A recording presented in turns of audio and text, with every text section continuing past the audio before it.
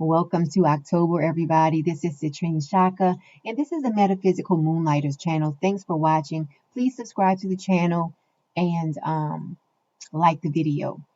If you would like a personal reading, you can visit my website. I have it listed on the screen here.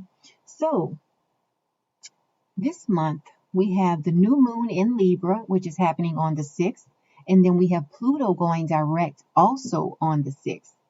We have Venus moving into Sagittarius the very next day on the 7th. Now, for those of you who are in sales, you might have seen an uptick in your sales around the 3rd. Why? Because there is a trine between Mercury and Jupiter. When Mercury and Jupiter are in a trine, you feel like communications are more pleasant. You have more of a pleasant experience when you're communicating with others. Now, remember, in astrology, don't get caught up on exact dates. Things don't really happen exactly on a particular date, because especially if you are sensitive to energies, you can start feeling the energies of these aspects before they actually happen, and even after they have happened at the exact degree. So that was on the 3rd. Now on the 8th is going to be a great day for a lot of people. And this video is based on the energies of the planets, and the energies of the planets, we can all feel these energies. So I'm not doing a breakdown by each particular sign this month. So getting back to the 8th, we have the sun in a conjunction to Mars. This is going to be a day of great energy for a lot of people. Okay, the sun is in a conjunction to the planet that is known for its energy. So you might feel like you are full of energy around the 8th, which is really great. Now on the 9th, we have the sun in a conjunction to Mercury. Okay, so you are going to be full of ideas. A lot of us are going to be full of ideas because Mercury is the planet that deals with our mental processes, our communications. So we are going to be full of ideas around the 9th. Also on the 9th, it's a great day to do collaborations because we have Mercury in a conjunction to Mars. So they are helping each other out. Now let's move on to the following week. The week of October 10th through the 16th. So on the 10th, Saturn is going direct. Saturn has been retrograde. So a lot of astrologers are calling October the return of the planets. You know, some astrologers, I've heard them say the return of the monsters. But anyway, Saturn is going direct on the 10th. Now, on the 13th, this is a great day for those of us who are in partnerships because we have Venus in a sextile to Saturn. When planets are in a sextile to one another, it normally means that they are in a good connection. They're in a good interaction with one another. So that's a great day for partnerships. You might find that you are more willing to work things out with your partner around the 13th. The 15th, I have a star on the 15th because when the sun is in a trine to Jupiter, the planet of abundance, this spells out an ideal day to start something. It's going to be an ideal day to start something, to pitch an idea, to go on interviews, give speeches, even go on a first date around the 15th. Okay, so this should be a gold star day for a lot of people. A lot of people should be feeling really great, and you should feel inspired around the 15th because of what's going on in the sky. The sun and Jupiter are in a trine, so they are in a cozy, good connection to one another. On the 16th, we have another sextile. We have Mercury in a sextile to Venus. This is a great day to have get-togethers. It's a great day for connecting with friends around that time. So far, it looks like October is going to be a great month for a lot of people. Let's move on to the week of the 17th. So the week of the 17th, we have Jupiter going direct on the 18th. We have Mercury going direct on the 19th because Mercury is currently retrograde as of the recording of this video. We have the full moon in Aries happening on the 20th. And then the sun enters Scorpio around the 23rd.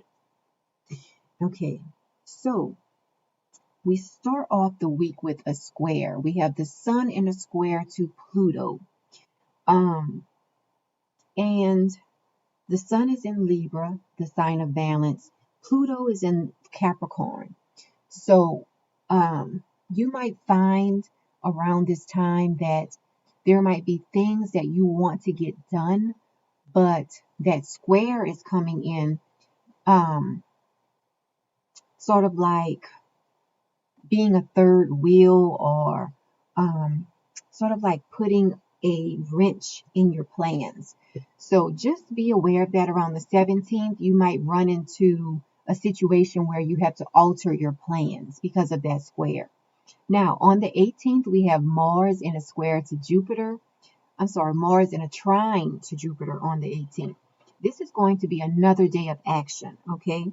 The action you take on this day will lead to your future success. So it's a great idea to plan what actions you want to take around the 18th, because more than likely they are going to be successful. So make your plans around the 18th. And I say around, even though it's going to be exact on the 18th. So I would plan between the 16th and the 20th to take action on something that you want to see prosper in the future. Now, on the 22nd, we have a square. We have Mars in a square to Pluto. This is a time where you might find a lot of people comparing themselves to others. Okay, so try not to get caught up in that cycle. Okay, it's never good to really compare yourself to others, because you could go into a depressive state quickly. Okay, I always think about the fact that, okay, if I compare myself to Michael Jackson's success, I could easily get depressed. I can't sing. I'm not a multimillionaire right now. So try not to compare yourself to others around the 22nd, because that is the energy of Mars in a square to Pluto. Now let's move on to the week of the 24th. So on the 30th, we have Mars moving into Scorpio. And then, well, on the 26th, let's look at the 26th. We have a square between Venus and Neptune. So this is an energy where in relationships, something could be misinterpreted around the 26th. So just beware. Around the 26th, if you're in a partnership, something could be misinterpreted. Your partner might say yes, and you might hear them say no, but they really said yes. So just be aware that a lot of times when Neptune is in the picture, a little bit of confusion can come about. So if you are dating, around the 26th is not a good time for a first date, because you might plan to meet somebody at the coffee shop, but they're waiting for you at the restaurant. So something like that could happen.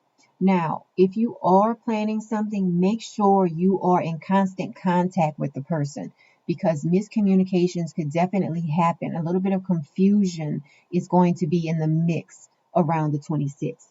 Now, on the 28th, it is a great day. You're going to feel like everything is working out. We have Venus in a sextile to Jupiter. So that's an excellent aspect. Now, on the 30th, we have a square. We have the sun in a square to Saturn. A lot of people are going to feel pressure. A lot of people are going to feel the pressure of things that they have to deal with in their lives.